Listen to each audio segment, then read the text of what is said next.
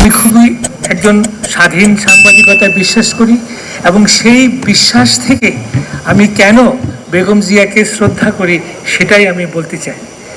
টেলিস্টারের জন্ম এবং বেগম জিয়ার প্রধানমন্ত্রী হওয়ার সময়টা খুব কাছাকাছি।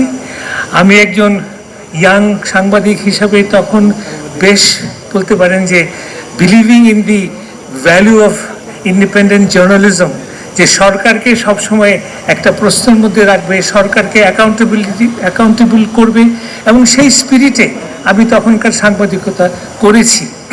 এবং আমার সৌভাগ্য যে একাধিকবার প্রধানমন্ত্রী খালেদা জিয়ার সঙ্গে আমার দেখা হয়েছে এবং উনি আমাদের এই স্বাধীন সাংবাদিকতাকে যে কত মনে প্রাণে শ্রদ্ধা করতেন এবং her sense of tolerance, her sense of accepting diverse views, her capacity to accept criticism, আমি স্বাধীন সাংবাদিক হিসাবে আমার মন জয় করেছে, আমার মনে ওনার গভীর শ্রদ্ধার জায়গা করে দিয়েছে।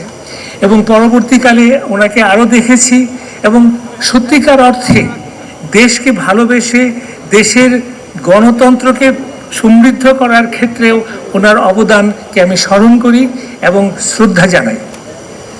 সর্বশেষে আমি যে ব্যাপারটাকে নিয়ে সত্যি সত্যি ওনাকে শ্রদ্ধা জানাতে চাই সেটা হচ্ছে যে উনি যখন ক্ষমতা থেকে সরে গেলেন এবং যখন ওই সরকার তার বিরুদ্ধে তাকে অপমান, তাকে নিষ্প্রেষণ, তাকে জেলে ঢোকানো, এত কিছু করলো এবং সেখানে 2 বছর উনি ছিলেন, সলিটারি কনফাইনমেন্টে ছিলেন, উনি 4.5 বছর উনি হাউস অ্যারেস্ট ছিলেন। এবং সেখানে যেটা সবচেয়ে বেশি হৃদয় বিদারক সেটা হচ্ছে যে ওনার চিকিৎসা করতে দেওয়া হয়নি এবং সেটার প্রমাণ আমরা শুনলাম একটু আগে।